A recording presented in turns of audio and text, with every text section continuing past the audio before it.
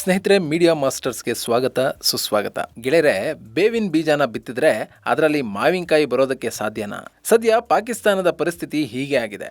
ಇಷ್ಟು ದಿನ ಪ್ರತ್ಯೇಕತಾವಾದ ಹಾಗೂ ಭಯೋತ್ಪಾದನೆ ಅನ್ನೋ ಹಾವುಗಳಿಗೆ ಹಾಲೆರೆದಿದ್ದ ಪಾಕಿಗಳಿಗೆ ಈಗ ಅವೆರಡೆ ತಿರುಗುಬಾಣ ಆಗ್ತಾ ಇವೆ.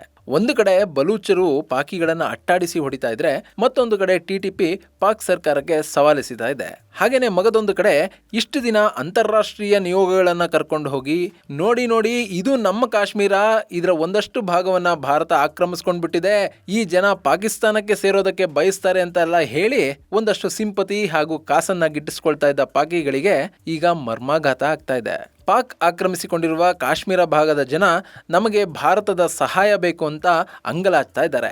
ಆದಷ್ಟು ಬೇಗ ಲೈನ್ ಆಫ್ ಕಂಟ್ರೋಲ್ ಅನ್ನ ಓಪನ್ ಮಾಡಿಬಿಡಿ, ನಾವು ಬಂದು ಭಾರತಕ್ಕೆ ಸೇರ್ಕೊಂಡ್ಬಿಡ್ತೀವಿ ಅಂತ ಹೇಳ್ತಾ ಇದ್ದಾರೆ. ಹಾಗಾದ್ರೆ ಇಲ್ಲಿ ಪಾಕಿಗಳ ತಂತ್ರ ಉಲ್ಟಾ ಹೊಡೆಯುವ ಸಮಯ ಬಂದ್ಬಿಡ್ತಾ? ಪಾಕಿಸ್ತಾನದಲ್ಲಿ ಆಂತರಿಕ ಬೇಗುದಿ ಶುರುವಾಗುತ್ತಾ? ಪಿಒಕೆಯ ಜನ ಯಾಕೆ ಭಾರತವನ್ನ ನೆನಪಿಸ್ಕೊಳ್ತಾ ಇದ್ದಾರೆ ಅನ್ನೋದ್ರ ಬಗ್ಗೆ ಒಂದಷ್ಟು ಮಾಹಿತಿಯನ್ನ ನಾವಿಲ್ಲಿ ನೋಡೋಣ.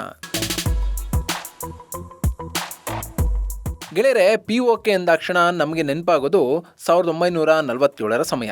ಅವತ್ತಿಗೆ ಭಾರತಕ್ಕೆ ಸ್ವಾತಂತ್ರ್ಯ ಸಿಕ್ಕಿತ್ತು. ಬ್ರಿಟಿಷರು ಮಧ್ಯರಾತ್ರಿಯಲ್ಲಿ ಸ್ವಾತಂತ್ರ್ಯವನ್ನ ಕೊಟ್ಟು ದೇಶವನ್ನ ಹೆಂಗಂದ್ರಂಗೆ ಬಿಟ್ಟು ಹೋಗಿದ್ರು. ನಮ್ಮ ದೇಶವನ್ನ 2 ತುಂಡುಗಳಾಗಿ ಕತ್ತರಿಸಿದ್ದ ಬ್ರಿಟಿಷರು ನಿಮ್ಮ ದೇಶಗಳನ್ನ ನೀವೇ ಒಗ್ಗೂಡಿಸ್ಕೊಳ್ಳಿ ಅನ್ನೋ ಜವಾಬ್ದಾರಿಯನ್ನ ನಮ್ಮ ನಾಯಕರ ಮೇಲೆ ಹಾಕಿ ಇಲ್ಲಿಂದ ಎದ್ದು ಹೋದ್ರು.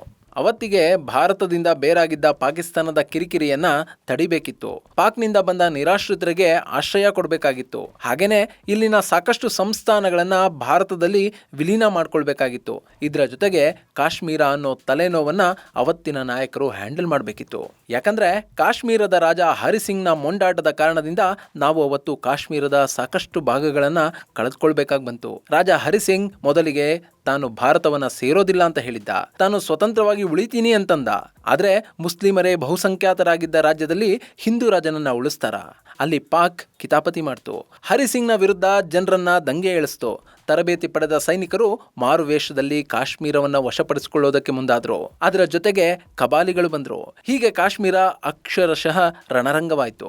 ಆ ಪರಿಸ್ಥಿತಿಯನ್ನ ಅರಿತುಕೊಂಡ ರಾಜ ಹರಿಸಿಂಗ್ ಭಾರತದೊಂದಿಗೆ ತನ್ನ ರಾಜ್ಯದ ವಿಲೀನ ಪತ್ರಕ್ಕೆ ಸಹಿ ಹಾಕಿದ್ದ. ಆ ಬಳಿಕ ಭಾರತೀಯ ಸೇನೆ ಕಾಶ್ಮೀರವನ್ನ ಹಿಡಿತಕ್ಕೆ ಪಡೆಯುವ ಕೆಲಸಕ್ಕೆ ಮುಂದಾಯ್ತು. ಅಲ್ಲೊಂದು ಯುದ್ಧ ಆಯಿತು. ಆದರೆ ಆ ಯುದ್ಧ ಸಂಪೂರ್ಣವಾಗಿ ಮುಗಿದಿರಲಿಲ್ಲ. ಇನ್ನಷ್ಟು ಪ್ರದೇಶಗಳು ಪಾಕಿಗಳ ವಶದಲ್ಲೇ ಇದ್ವು. ಗಿಲ್ಗಿಟ್ ಬಾಲ್ಟಿಸ್ತಾನವನ್ನ ಭಾರತ ಇನ್ನೂ ತನ್ನ ಕೈವಶ ಮಾಡ್ಕೊಂಡಿರಲಿಲ್ಲ.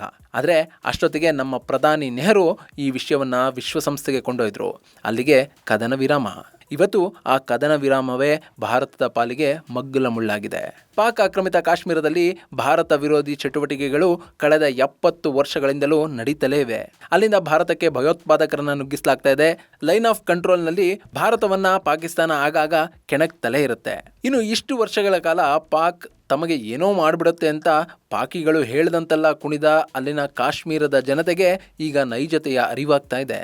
ಈ ಹಿಂದೆ ಪಾಕ್ ಸರ್ಕಾರದ ವಿರುದ್ಧ ದನಿ ಎತ್ತಿದಾಗೆಲ್ಲ ಅವರ ಮೂಗಿಗೆ ಬಿರಿಯಾನಿ ವಾಸನೆ ತೋರಿಸಿ ಸುಮ್ಮನಾಗಿಸ್ತಾ ಇದ್ದ ಪಾಕಿ ರಾಜಕಾರಣಿಗಳ ಆಟ ಈಗ ನಡೀತಿಲ್ಲ.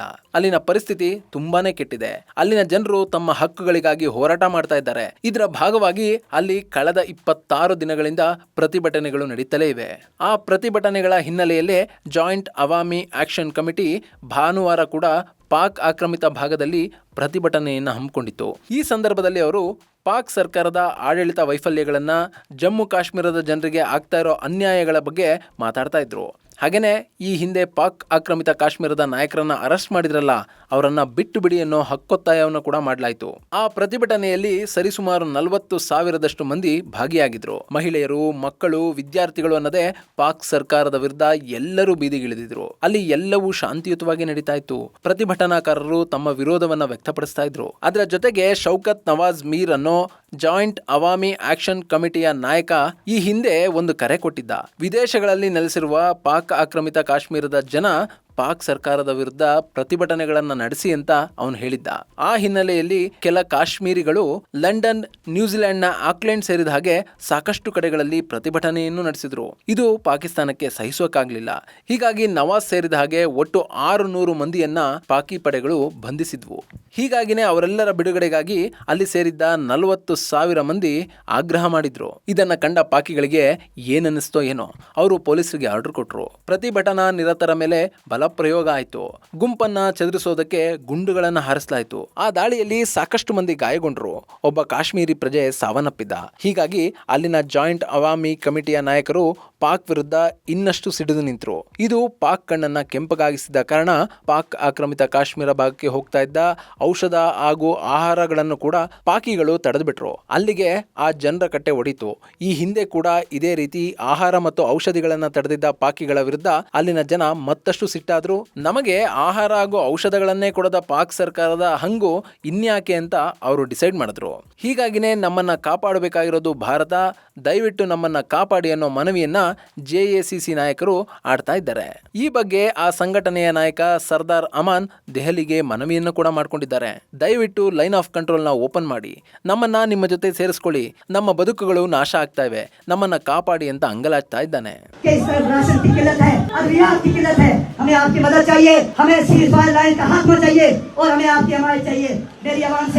ಇಲ್ಲಿ ಪಾಕಿಸ್ತಾನ ಗುಂಡು ಹಾರಿಸ್ತಾ ಇದೆ. ನಾವು ಉಳಿಯೋದಕ್ಕಿರೋ ಏಕೈಕ ಮಾರ್ಗ ಅಂದ್ರೆ ಅದು ಗಡಿ ದಾಟೋದು. ಹೀಗಾಗಿ ನಮ್ಮನ್ನ ಕಾಪಾಡೋದಕ್ಕೆ ಈಗ ಭಾರತವೇ ಮನಸ್ಸು ಮಾಡಬೇಕು ಅಂತ ಸರ್ದಾರ್ ಅಮಾನ್ ಮನವಿಯನ್ನ ಮಾಡ್ಕೊಳ್ತಾ ಇದ್ರೆ, ಪಾಕಿಸ್ತಾನ ಸರ್ಕಾರ POKಯಲ್ಲಿನ JAACಯನ್ನ ಬ್ಯಾನ್ ಮಾಡಿಬಿಟ್ಟಿದೆ. ಅದೊಂದು ಭಯೋತ್ಪಾದಕ ಸಂಘಟನೆ ಅಂತ ಹೇಳೋದ್ರ ಮೂಲಕ ಅಲ್ಲಿನ ಜನರ ಹೋರಾಟವನ್ನ ಹತ್ತಿಕ್ಕುವ ಕೆಲಸವನ್ನ ಪಾಕಿಗಳು ಮಾಡ್ತಾ ಇದ್ದಾರೆ. ಹೀಗಾಗಿ ಪಾಕ್ ಆಕ್ರಮಿತ ಕಾಶ್ಮೀರದಲ್ಲಿ ಈಗ ಪರಿಸ್ಥಿತಿ ಬೂದಿ ಮುಚ್ಚಿದ ಕೆಂಡದಂತಿದೆ. ಗೆಳೆಯರೆ, ಇದೇ ಜನರಿಗೆ ಹಾಗೂ ಇವರ ಪೂರ್ವಜರಿಗೆ ಸ್ವತಂತ್ರ ದೇಶದ ಆಸೆಯನ್ನ ತೋರಿಸಿದ ಪಾಕ್ ಅವರನ್ನ ಭಾರತದ ವಿರುದ್ಧ ದಾಳವನ್ನಾಗಿ ಮಾಡ್ಕೊಂಡಿತ್ತು. ಆದ್ರೆ ಈಗ ಪಾಕಿಸ್ತಾನದ ಬಣ್ಣ ಕಳಚ್ತಾ ಇದೆ. ಗಿಲ್ಗಿಟ್ ಬಾಲ್ಟಿಸ್ತಾನದಲ್ಲೂ ಕೂಡ ಜನ ಪಾಕ್ ವಿರುದ್ಧ ನಿಲ್ತಾ ಇದ್ದಾರೆ. ಈಗ ಅದಕ್ಕೆ ಪಾಕ್ ಆಕ್ರಮಿತ ಕಾಶ್ಮೀರ ಕೂಡ ಸೇರ್ಪಡೆ ಆಗ್ತಾ ಇದೆ. ಈ ಬೆಳವಣಿಗೆಗಳು ಗಿಲ್ಗಿಟ್ ಬಾಲ್ಟಿಸ್ತಾನ ಮತ್ತು ಪಾಕ್ ಆಕ್ರಮಿತ ಕಾಶ್ಮೀರಗಳು ಭಾರತಕ್ಕೆ ಸೇರುವ ಸಮಯ ಹತ್ತಿರ ಬಂದೇ ಬಿಡ್ತಾ ಅನ್ನೋ ಮುನ್ಸೂಚನೆಯನ್ನ ಕೊಡ್ತಾ ಇರೋ ಹಾಗಿದೆ. ಹೀಗೊಂದು ಕಡೆ ಜಮ್ಮು ಕಾಶ್ಮೀರದಲ್ಲಿನ ಜನ ಪಾಕಿಗಳ ಮಸಲತ್ತಿನ ವಿರುದ್ಧ ನಿಂತರೆ, ಮತ್ತೊಂದು ಕಡೆ ಬಲೂಚಿಸ್ತಾನದಲ್ಲಿ TTP ಪಾಕಿಸ್ತಾನಿಗಳಿಗೆ ಸಖತ್ತಾಗಿ ಹೊಡೆತವನ್ನು ಕೊಡ್ತಾ ಇದೆ. ಇದು ಬಲೂಚಿಸ್ತಾನದಲ್ಲಿ ಪಾಕಿಸ್ತಾನದ ಸೇನೆ ಹಾಗೂ ಅಲ್ಲಿನ ಸರ್ಕಾರ ಹಿಡಿತವನ್ನ ಕಳೆದುಕೊಳ್ತಾ ಇರೋದರ ಲಕ್ಷಣವಾಗಿದ್ದು, ಈಗ TTP ನಡೆಸಿರೋ ದಾಳಿಯಲ್ಲಿ 6 ಮಂದಿ ಸಾವನ್ನಪ್ಪಿದ್ದು 9 ಮಂದಿ ಗಾಯಗೊಂಡಿದ್ದಾರೆ. ಇಲ್ಲಿ TTP ಕ್ವೆಟ್ಟಾದ ಹೊರವಲಯದಲ್ಲಿನ ಒಂದಷ್ಟು ಹಳ್ಳಿಗಳನ್ನ ವಶಕ್ಕೆ ಪಡೆಯುವ ಪ್ರಯತ್ನವನ್ನ ಮಾಡಿತ್ತು. ಆ ಸಂದರ್ಭದಲ್ಲಿ ಅಲ್ಲಿಗೆ ಪಾಕ್ನ ಯೋಧರು ಬರ್ತಾರೆ, ಪೊಲೀಸರು ಬರ್ತಾರೆ. ಆಗ ಅವರ ಮೇಲೆ ದಾಳಿ ಮಾಡುವ ಲೆಕ್ಕಾಚಾರ ಅವ್ರಿಗಿತ್ತೇನೋ. ಆದ್ರೆ ಆ ಹಳ್ಳಿಗಳ ಮೇಲೆ ದಾಳಿ ಮಾಡಿದ ಸಂದರ್ಭದಲ್ಲಿ ಅಲ್ಲಿನ ಯುವಕರೇ ಬಂದೂಕುಗಳನ್ನ ಕೈಗೆತ್ಕೊಂಡು TTP ಉಗ್ರರ ಮೇಲೆ ಪ್ರತಿ ದಾಳಿಯನ್ನ ನಡೆಸಿದ್ರು. ಅಷ್ಟೊತ್ತಿಗೆ ಅಲ್ಲಿಗೆ ಪಾಕಿಸ್ತಾನದ ಸೇನೆ ಹಾಗೂ ಪೊಲೀಸರು ಕೂಡ ಬಂದ್ರು. ಹೀಗಾಗಿ ಅಲ್ಲಿ ಗುಂಡಿನ ಚಕಮಕಿ ನಡೀತು. ಆ ಗುಂಡಿನ ಚಕಮಕಿಯಲ್ಲಿ ಒಬ್ಬ ಸ್ಥಳೀಯ ಸೇರಿದ ಹಾಗೆ 6 ಮಂದಿ ಬಲಿಯಾಗಿದ್ದಾರೆ. ಆದ್ರೆ ಆ ಇನ್ನುಳಿದ 5 ಮಂದಿ ಯಾರು? ಅವರು ಪೊಲೀಸರ, ಸೇನೆಗೆ ಸೇರಿದವರ ಅಥವಾ TTP ಉಗ್ರರ? ಈ ಬಗ್ಗೆ ಪಾಕಿಸ್ತಾನ ಯಾವುದೇ ಸ್ಪಷ್ಟನೆಯನ್ನ ಕೊಟ್ಟಿಲ್ಲ. ಇಲ್ಲಿ TTP ನಡೆಸಿರುವ ಈ ದಾಳಿ ಮೇಲ್ನೋಟಕ್ಕೆ ಭಯೋತ್ಪಾದಕ ದಾಳಿ ಅಂತ ಅನ್ಸಿದ್ರು ಕೂಡ ಬಲೂಚಿಸ್ತಾನದ ಮೇಲೆ ಪಾಕಿಸ್ತಾನದ ಫ್ರಂಟಿಯರ್ ಕೋರ್ನ ಹಿಡಿತ ಎಷ್ಟರ ಮಟ್ಟಿಗೆ ಕಡಿಮೆ ಆಗ್ತಾ ಇದೆ ಅನ್ನೋದನ್ನ ಇದು ತೋರಿಸ್ತಾ ಇದೆ. ಇಷ್ಟು ದಿನ TTP ಉಗ್ರರು ಖೈಬರ್ ಪಖ್ತೂನ್ಖ್ವಾದಲ್ಲಿ ಪಾಕ್ ಸೇನೆಯನ್ನ ಕಾಡ್ತಾ ಇದ್ರು. ಆದ್ರೆ ಇತ್ತೀಚೆಗೆ ಪಾಕಿಸ್ತಾನ ಆಫ್ಘಾನಿಸ್ತಾನದ ಮೇಲೆ ನಡೆಸಿದ ದಾಳಿಯ ನಂತರ TTP ಕೂಡ ಬಲೂಚಿಸ್ತಾನದ ಕಡೆಗೆ ತನ್ನ ವ್ಯಾಪ್ತಿಯನ್ನ ವಿಸ್ತರಿಸಿಕೊಳ್ತಾ ಇದೆ. ಸೊ ಬಲೂಚಿಸ್ತಾನದಲ್ಲಿ ಈಗ ಬಲೂಚ್ ಹೋರಾಟಗಾರರ ಜೊತೆಗೆ TTP ಕೂಡ ಸೇರ್ಕೊಂಡಿರೋದ್ರಿಂದ ಪಾಕ್ ಸೇನೆಗೆ ಇದು ನುಂಗಲಾರದ ತುತ್ತಾಗ್ತಾ ಇದೆ. ಇಲ್ಲಿ ಪಾಕಿಗಳು ಬಲೂಚ್ ಹೋರಾಟವನ್ನ ಎದುರಿಸೋದಕ್ಕೆ ಸಾಧ್ಯ ಆಗದೆ ಅಲ್ಲಿಗೆ ಇಸ್ಲಾಮಿಕ್ ಸ್ಟೇಟ್ ಖೊರಾಸಾನಿಗಳನ್ನ ತಂದು ಬಿಟ್ಟಿದ್ರು. ಆದ್ರೆ ಇತ್ತೀಚೆಗೆ ತಾಲಿಬಾನಿ ಸರ್ಕಾರ ಈ ಬಲೂಚ್ ಪ್ರಾಂತ್ಯದಲ್ಲಿದ್ದ ಖೊರಾಸಾನಿಗಳ ನೆಲೆಗಳನ್ನ ಏರ್ ಸ್ಟ್ರೈಕ್ ಮಾಡೋದ್ರ ಮೂಲಕ ಹೊಡೆದಾಕಿತ್ತು. ಹೀಗಾಗಿ ಅಲ್ಲಿ ಖೊರಾಸಾನಿಗಳ ಶಕ್ತಿ ಕೂಡ ಕಡಿಮೆ ಆಯಿತು. ಈಗ ಅಲ್ಲಿಗೆ TTP ಬಂದಿದೆ. ಅವರು ಬಲೂಚ್ ಹೋರಾಟಗಾರರ ಜೊತೆ ಕೈ ಜೋಡಿಸ್ತಾ ಇದ್ದಾರೆ. ಇದು ಪಾಕಿಸ್ತಾನಕ್ಕೆ ತುಂಬಾ ದೊಡ್ಡ ತಲೆನೋವಾಗಿ ಕಾಡ್ತಾ ಇದೆ. ಈಗಾಗಲೇ ಪಾಕಿಸ್ತಾನಕ್ಕೆ ಭಾರತ ಕೊಡ್ತಾ ಇರೋ ಸಿಂಧು ನೀರಿನ ಹೊಡೆತ, ಅದರಿಂದ ಅಲ್ಲಿ ಉಂಟಾಗಿರುವ ಭಿನ್ನಾಭಿಪ್ರಾಯಗಳು, ಪಂಜಾಬಿಗಳ ವಿರುದ್ಧ ಸಿಂಧಿಗಳ ಆಕ್ರೋಶ, ಅದೆಲ್ಲದರ ಜೊತೆಗೆ ಈಗ ಕಾಶ್ಮೀರ ಹಾಗೂ ಬಲೂಚ್ ಕೂಡ ಸೇರಿಕೊಂಡಿರೋದ್ರಿಂದ ಪಾಕಿಗಳ ಪರಿಸ್ಥಿತಿ ಚಿಂತಾಜನಕ ಆಗ್ತಾ ಇದೆ. ಇದೆಲ್ಲವನ್ನ ಪಾಕ್ ಸೇನೆ ಹಾಗೂ ಸರ್ಕಾರ ಹೇಗೆ ನಿಭಾಯಿಸಿಕೊಳ್ಳುತ್ತೆ ಅನ್ನೋದನ್ನ ಕಾದು ನೋಡಬೇಕು. ಇದು ಗೆಳೆಯರೆ, ಪಾಕಿಸ್ತಾನದಿಂದ ನಮ್ಮನ್ನ ಕಾಪಾಡಿ ಅಂತ ಅಂಗಲಾಚ್ತಾ ಇರುವ ಆಕ್ರಮಿತ ಕಾಶ್ಮೀರದ ಜನರ ಹೋರಾಟ ಮತ್ತು ಬಲೂಚ್ನಲ್ಲಿ ಪಾಕಿಗಳಿಗೆ ಬಡಿತಾ ಇರುವ TTPಯ ಬಗ್ಗೆ ಒಂದಷ್ಟು ಮಾಹಿತಿ. ಮುಂದಿನ ವಿಡಿಯೋದಲ್ಲಿ ಮತ್ತೊಂದು ವಿಶೇಷವನ್ನ ನಿಮ್ಮ ಮುಂದಿಡ್ತೀನಿ. ಅಲ್ಲಿವರೆಗೂ ಜೈ ಹಿಂದ್, ಜೈ ಕರ್ನಾಟಕ.